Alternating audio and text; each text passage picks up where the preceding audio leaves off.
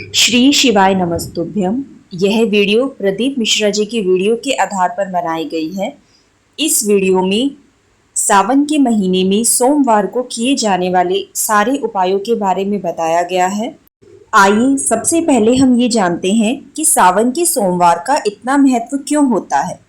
उसका एक कारण है, ख्याति देवी लक्ष्मी जी का विवाह महादेव से करना चाहती थी। शिव ने लक्ष्मी का चेहरा देखा और पढ़ लिया कि ये भगवान विष्णु के संग हैं और भगवान नारायण लक्ष्मी जी से विवाह करना चाहते हैं। महादेव ने ख्याति देवी से कहा कि विष्णु जी और लक्ष्मी जी का विवाह कर दो। लक्ष्मी जी और विष्णु जी का विवाह होने के पश्चात लक्ष्मी जी ने शिव शंभु से निवेदन किया कि आपने मेरा विवाह विष्णु जी से कर दिया, बड़ी कृपा करी भोले बाबा, मेरा मन है आपके चरणों की सेवा करूं, मुझे कोई सेवा बताओ। शिव जी ने कहा, मैं क्या सेवा बताऊं, आप जाओ भगवान नारायण की सेवा करो। पर लक्ष्मी जी ने सोचा, देवादिदेव महादेव मुझे सेवा नहीं बता रहे हैं। सावन का महीना था, सोमवार का दिन था। माता लक्ष्मी पूरे सावन के महीने में शिवालय में जाती, शंकर जी के कैलाश पर्वत पर जाकर खूब सेवा करती। सावन के आखिरी सोमवार महादेव प्रसन्न हो गए, लक्ष्मी को बुलाया और कहा, हे लक्ष्मी, पूरी दुनिया में महासंबोधन केवल मेरे नाम के आगे लगा है। लोग मुझे देवादिदेव महादेव कहते हैं। शिव जी कहने लगे, लक्ष्मी, तूने पूरे सावन के महीने में मेरी सेवा करी है, आज मैं अपना महासंबोधन तुझे दे रहा हूँ। लक्ष्मी केवल लक्ष्मी नहीं रही, उस दिन से महालक्ष्मी बन गई। सावन का महीना शंकर जी को अत्यंत प्रिय है। आइए अब प्रदीप मिश्रा जी द्वारा बताए गए सावन में किए जाने वाले उपायों के बारे में जानते हैं। सावन के किसी भी सोमवार को 3 नियम धारण करें। पहला नियम है शंकर जी को 1 लोटा जल चढ़ाना। दूसरा नियम है दोपहर को बेलपत्र के वृक्ष के नीचे एक चावल का दाना चढ़ाकर फिर बेलपत्र के वृक्ष की परिक्रमा करनी है। 7 या 11, 21, 51 या 108 जितने भी आपसे हो सके। तीसरा नियम है बेलपत्र के वृक्ष के नीचे और शंकर भगवान के दरवाजे पे एक घी का दीपक लगाना है। जिसने 3 नियम महीने में एक सोमवार को धारण कर लिए, उसे कभी भी पीछे नहीं हटना पड़ेगा, वो हमेशा आगे ही बढ़ता जाएगा। अगर व्यापार नहीं चल रहा, नौकरी नहीं लग रही, शरीर में कोई गांठ पड़ गई है, तो सावन के महीने में किसी भी एक सोमवार को अपने घर से गंगा जल को शिव मंदिर में लेकर जाओ और फिर उसी गंगा जल को नंदी पे समर्पित करो, अशोक सुंदरी पर, गणेश पर, कार्तिकेय पर, भगवान शंकर की 5 बेटियां जया, विषहरा, शामली बारी, देव और दोतली पर चढ़ाओ। फिर उसी गंगा जल को शिवलिंग पर चढ़ाओ। गंगा जल को अपने घर लेकर आए और 3 दिन तक उसी गंगा जल को लगातार पीना प्रारंभ करो। बाबा कृपा जरूर करेंगे। सावन महीने में सोमवार के दिन 5 बेलपत्र गंगा जल में डालकर शंकर जी पर चढ़ाएं। अगर आप ऐसा करते हैं तो आपका हर कार्य पूर्ण होगा। शंकर जी के मंदिर में अगर आप जल चढ़ाने के लिए जा रहे हो तो रास्ते में अगर आपके किसी भी रिश्तेदार का घर हो तो मंदिर की तरफ जाते हुए और मंदिर से आते हुए किसी के भी दरवाजे पर नहीं रुकना चाहिए। सोमवार को बेलपत्र के वृक्ष के नीचे दिया लगाना चाहिए। इससे लक्ष्मी वृद्धि होती है और व्यापार बढ़ता है। सावन के महीने में अगर आप ये 2 कार्य करेंगे तो आपके घर में धन संपदा की कभी कमी नहीं होगी। सावन महीने में प्रत्येक दिन शिवलिंग पे 1 लोटा जल, 5 बेलपत्र, दूध, अक्षत समर्पित करें। प्रदोष काल में 2 दीपक अवश्य जलाएं, एक शिव के मंदिर में, दूसरा घर के दरवाजे पर। दोनों दीपक घी के होने चाहिए। घी के दिए में काली तिल डालकर सोमवार के दिन शंकर जी के मंदिर में तुमरुका जी का नाम लेकर अपनी कामना रखकर जलाओ। कोई काम तुम्हारा अगर हो नहीं रहा हो तो वो अवश्य हो जाएगा। इस बात का सदैव ध्यान रखें कि सोमवार के दिन बेलपत्र को कभी ना तोड़ें।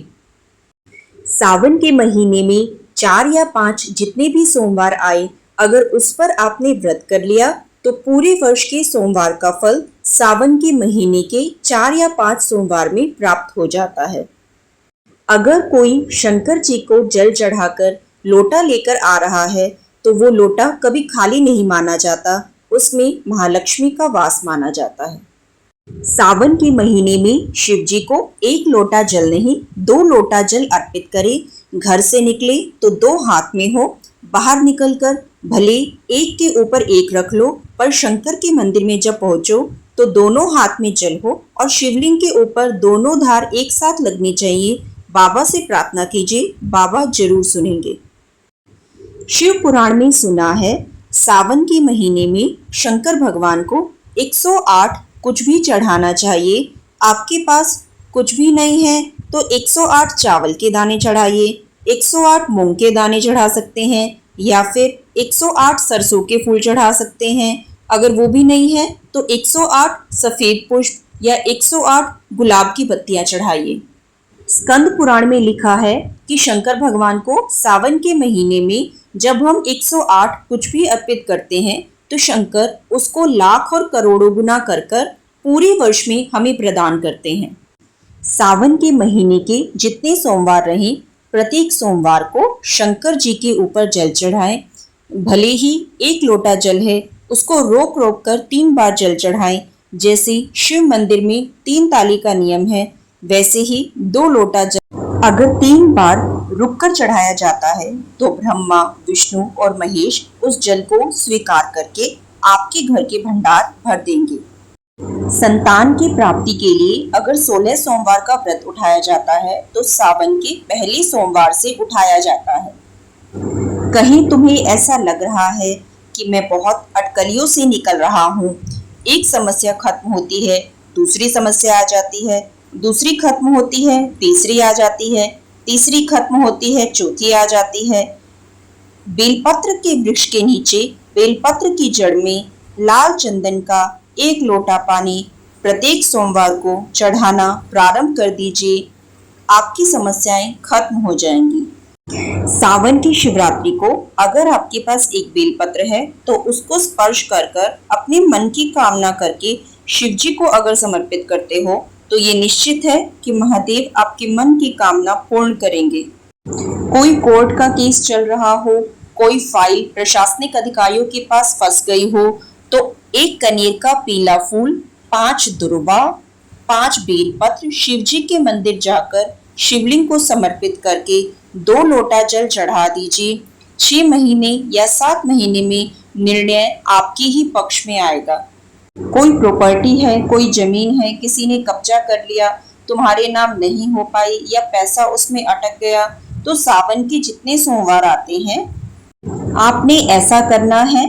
रविवार को कनेर का 1 पुष्प, सोमवार को कनेर के 5 पुष्प, मंगलवार को कनेर के 3 पुष्प, साथ में एक बेलपत्र लेकर शंकर को समर्पित करने हैं।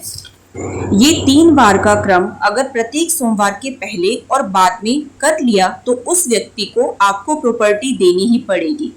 अगर घर में कोई बीमार हो, वास्तु दोष हो या काल सर्प दोष हो तो सावन के महीने में प्रदोष के 1 दिन पहले एक पीपल के पत्ते पर एक कनेर का पुष्प अपने घर में रख लीजिए और प्रदोष वाले दिन उसको बहते हुए पानी में डाल दीजिए। कावड़ का जल चढ़ाया हुआ उन लोगों के लिए श्रेष्ठतम होता है जो व्यक्ति बीमार होता है। कावड़ के चढ़ाए हुए जल की 2 बूंदें बीमार व्यक्ति के शरीर पर, हृदय पर, नाभि पर, शीश पर, कंठ पर, कर्ण पर लगाया जाता है, जिससे वो 15 से 20 दिन के अंदर अच्छे से चल सके, उठ सके, बैठ सके। कावड़ का जल लाकर घर के आंगन में, घर के दरवाजे पर उससे सींचन करना चाहिए। अगर आपको वीडियो अच्छी लगी हो तो वीडियो को लाइक करें, सब्सक्राइब करें और ज़्यादा से ज़्यादा शेयर करें। शिव महापुराण के सारे उपाय कीजिए और अपने जीवन की सारी परेशानियों को दूर कीजिए। श्री शिवाय नमस्तुभ्यम।